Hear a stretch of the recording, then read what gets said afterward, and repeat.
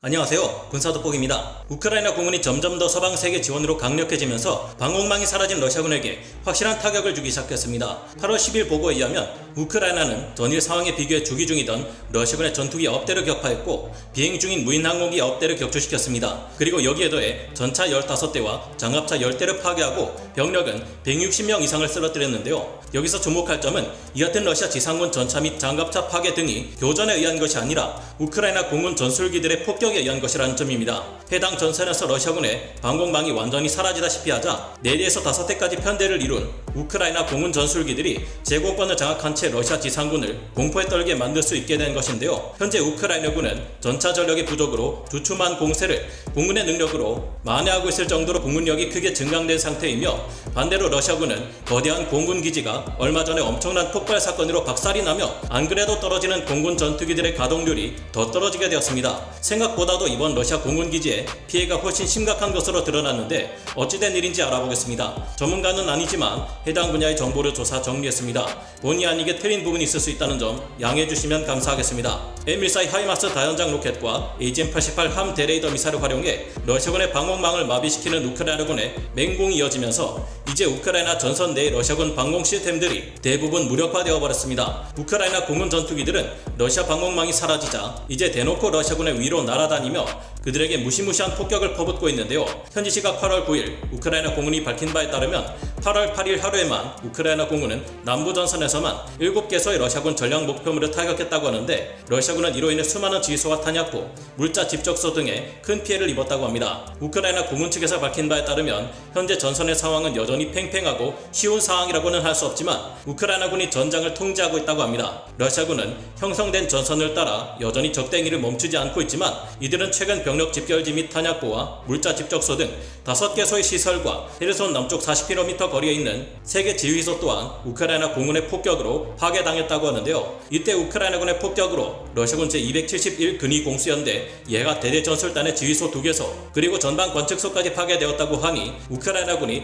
헤르손 전선의 상황을 통제하고 있다는 정보가 분명한 듯합니다. 현재 우크라이나군은 미그-29 전투기 70여 대를 보유하고 있고 부품이 부족한 수-27은 30여 대, 수-24 공격기는 12대, 수-25 공격기는 17대 정도를 보유하고 있어 총 130여 대의 전력을 확보한 상태입니다. 현재 우크라이나 공군은 전체 전력의 3분의 1에 해당하는 전력을 매일 헤르손 전선에 투입해 러시아군을 폭격하고 있다는데요. 반면 러시아군의 피해 상황은 처참합니다. 이러한 대규모 폭발로 인해 전쟁이 난밀이라고만 생각하고 있던 크림반도에 거주하는 러시아인들이 완전히 패닉에 빠졌습니다. 안전지대로만 생각하고 있던 크림반도가 최근 연이어 공격당하면서 러시아인들이 크림반도를 탈출하기 위해 분주한 움직임을 보이고 있는데요. 케레치 대교가 거의 마비될 수준으로 귀성길 전쟁과 같은 모습이 포착되고 있습니다. 여러 오신트 소식통들의 정보에 의하면 지난 7월 31일 세바스토폴 해군기지 흑해함대 사령부가 공격받은 지 약 일주일이 지나고 다시 한번 노보페드리오카 공군기지가 공격받아 신변의 위협을 느낀 크림반도 일대의 러시아인들이 피난길에 올랐다고 전했습니다. 이번 노보페드리오카 공군기지 피격과 함께 인근 해수욕장 및 민간 거주지역에도 대규모 연쇄 폭발이 관측되어 주민들의 공포가 극심해진 것으로 보이는데요. 세르게이 악쇼노프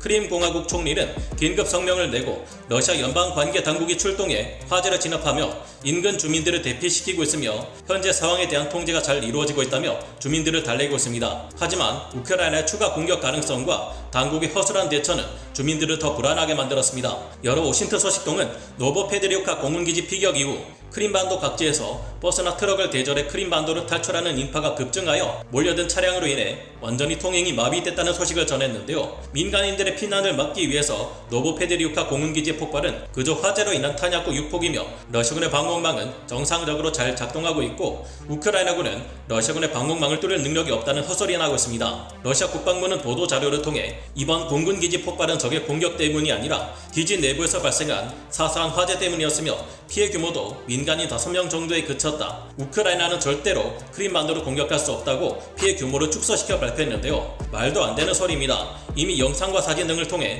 러시아군의 사키 공군기지가 12차례 이상의 엄청난 폭발에 휘말려 무려 40대 이상의 항공기가 파괴되었고 그 밖에 주변에도 예상을 훌쩍 뛰어넘을 정도의 심각한 피해가 있었다는 것이 알려졌기 때문인데요. 친러 블로거인 마르가리타 시모냐는 그것이 S-400을 뚫을 수는 없으며 만약 폭발이 단순 화재가 아니라면 우크라이나 공작원에 의한 사보타주에 의해 일어났을 것이다 라고 주장하고 있습니다. 하지만 미국의 전쟁연구소 ISW의 생각은 좀 다른데요. 러시아는 흑해 함대의 기함, 모스크바 순양함 격침 사건 이후 제기된 자국군의 방공망 문제를 인정하지 않고 있으며 이번 사건 사고를 단순한 사고라고 주장하고 있다라고 지적했습니다. 우크라이나 측에서도 러시아 국방부의 발표를 보고 탄약고 주변에서는 담배를 피면 안 된다, 이런 대형 사고가 날 수 있다라는 태도를 보이며 러시아 측의 거짓말을 조롱하고 있습니다. 우크라이나 측이 아직 진실을 밝히고 있어서 시간이 지나봐야 진실이 밝혀지겠지만 현재 여러 오신트 소식통에서는 우크라이나군이 에이테킴스 전술 탄도미사일을 사용해 러시아의 사키 공군기지를 대파시켰다고 보고 있는 상황입니다. 이번 사고에서 러시아의 사키 공군기지는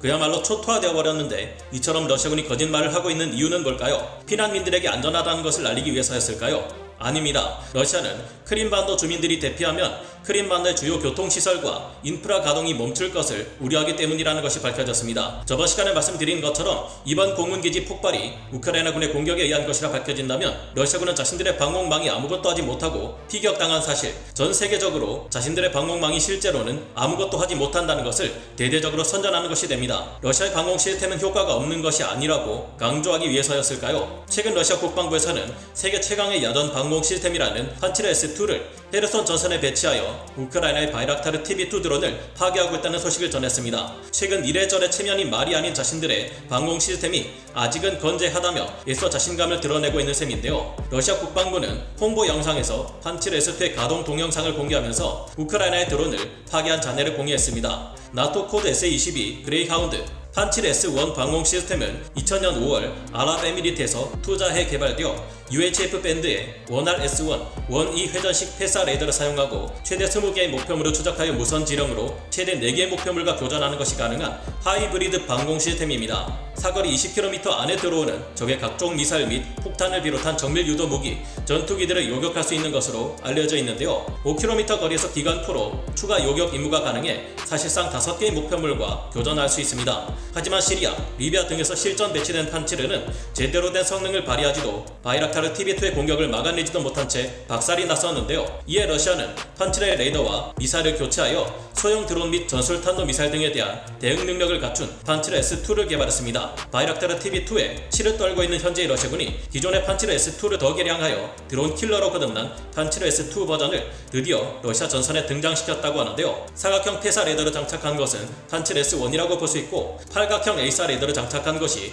판치르 S2라고 볼 수 있습니다. 그러나 이것 또한 별 효과가 없는 것 같습니다. 우크라이나 전장의 개전 초기 사진들을 보면 드론의 공격으로 파괴된 판치르 S2의 사진을 찾아볼 수가 있기 때문인데요. 라스푸티차 현상에 발이 빠져 멀쩡한 차량이 노획되기도 했는데 사진을 자세히 보면 개량된 에이사 레이더가 장착된 판치르 S2 방공 시스템입니다. 개전 초기부터 우크라이나의 드론에 의해 개박살이 나고 있던 판치르 S2를 이제서야 전장에 등장시킨다며 이야기하는 러시아의 뻔뻔함이 러시아군의 사기를 북돋아 줄 수 있을지 의심됩니다. 러시아군의 무기 체계는 어째 카탈로그 스펙과 하나도 맞는 것을 보여준 적이 없는 것 같은데 도대체 언제까지 이런 명분 없는 소모전을 계속할 것인지 불곰국의 수장이라는 그 사람의 머릿속을 파헤쳐보고 싶을 지경입니다. 여러분들의 생각은 어떠신가요? 오늘 군사 돋보기 여기서 마치고요. 다음 시간에 다시 돌아오겠습니다. 감사합니다. 영상을 재밌게 보셨다면 구독, 좋아요, 알림 설정 부탁드리겠습니다.